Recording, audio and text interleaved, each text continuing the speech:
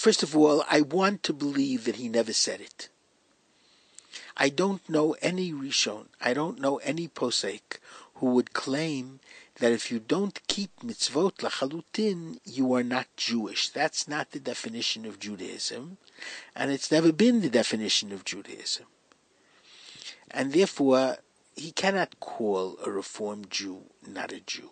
And what would he say about a non-observant Jew who considers himself to be secular? He would call him also not a Jew. And I would go a step further. And Rav Kook in our Playtime speaks very, very profoundly that there are some Jews who are very much connected to the Ummah Bichlaluta, the nation Israel, and the national needs of Israel, and the needs of every Jew wherever he lives. And the soul of such a Jew may even be higher than the soul of a Jew who doesn't have such concern for every Jew wherever he may be, but keeps Torah and mitzvot 100%. And look, those who supposedly keep Torah and mitzvot 100%, it's not clear that that's so 100%. Unfortunately, we have too many examples, even most recently, about people who are supposed to be keeping orthodoxy 100%, and they either end up in jail or in trouble because their Ben Adam L'Chavero doesn't come near the Ben Adam L'Makom. And more than that, the way they look to be externally has nothing to do with the way they are internally. I have a notion that Olam Haba is going to be very much like a masquerade party. And people will take off their masks, the masks with which they live in this world. And all of a sudden, Elyonim yiyu tachtonim, v'tachtonim yiyu Elyonim.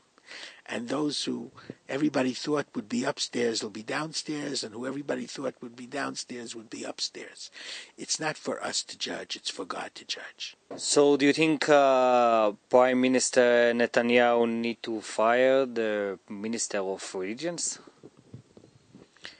Prime Minister Netanyahu must rethink the fact that he sold the store of religious Zionism away to the Haredim. That's the real difficulty, because the Judaism that sometimes is expressed, especially in this case, is not the Judaism of Kiddush Hashem, is not the Judaism of sanctifying God's name, much the opposite.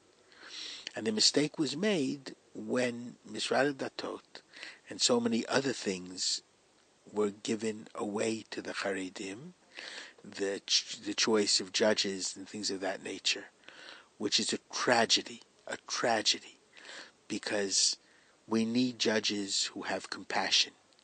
We need judges who understand a little bit about psychology. We need judges who have compassion for women as well as for men, and especially for women who require a divorce and their husbands aren't giving it to them. And we were doing pretty well, and then the rabbinical judges and choosing the rabbinical judges were given completely over to the Haredim, and it's a different kind of judge which is now being appointed, and it's a tragedy. So I think the Prime Minister made a terrible mistake. This is only an example of that mistake, but it should be corrected very quickly. And that, by the way, I must add, is the tragedy when religion becomes so intermixed with politics. Do I believe that the conservative and reform movement is going to get more active within Israel, the state of Israel?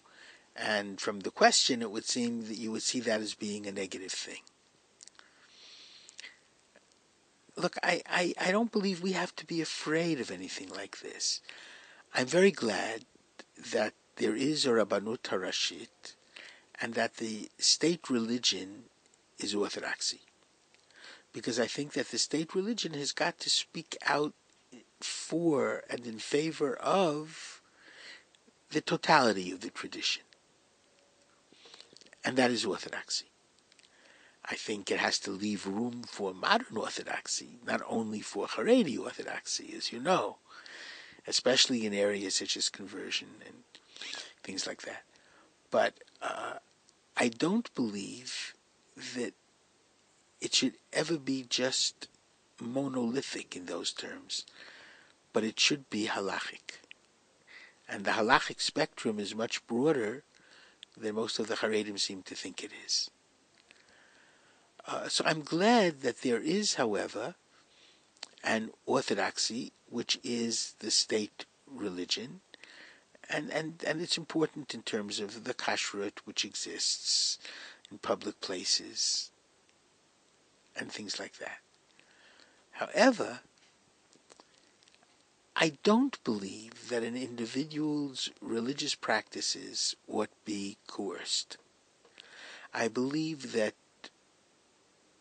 religious coercion is an oxymoron. It's a word and its antithesis. If it's coerced, it's not religious anymore. And if people want to do different kinds of things and have different kinds of services even, I would not forbid it. I think you have to give them the right to do it. My experience in America is that the people who became closer to tradition through Reform and Conservative very, very often went further to enter into Orthodoxy. I think we also have what to learn from Conservative and Reform in terms of certain decorousness in prayer and respect for a synagogue and for prayer. I think we have to learn even from the emphasis they place on Ben Adam L'Chavero, on the laws between the human beings and their fellow. I don't believe, at least judging from what goes on in the newspapers, that the Orthodox establishment spends enough time talking about Ben Adam L'Chavero. So I'm not. You have to do your thing. We have to do our thing as well as we can do it. How should we relate to the conservative and reform? Should we embrace them, or should we chase them away? Now, I believe we have to embrace every single Jew, Ba'asher Hu Sham. That's exactly the Mishnah in Avot. Heyu mitalmidav shel Aaron. Be like the disciples of Aaron. Ohev shalom, rodef shalom. Love peace and pursue peace. Ohev et habriot. Love all of humanity and bring them close to Torah. You only bring closer to Torah through love. You never bring closer to Torah through screaming Shabbos or being negative towards conservative or reform. We believe proudly in orthodoxy. And we have to teach who we are rather than knock who the other happens to be. And I think there's no other way. And we ought not expect everyone to do exactly as we do. And as I said before, what the Orthodox Jews are doing these days is nothing to write home about in terms of human sensitivity and proper social conduct. Rabbi Shlomo Riskin, thank you very much for this interview. Thank you. It was a pleasure talking to you.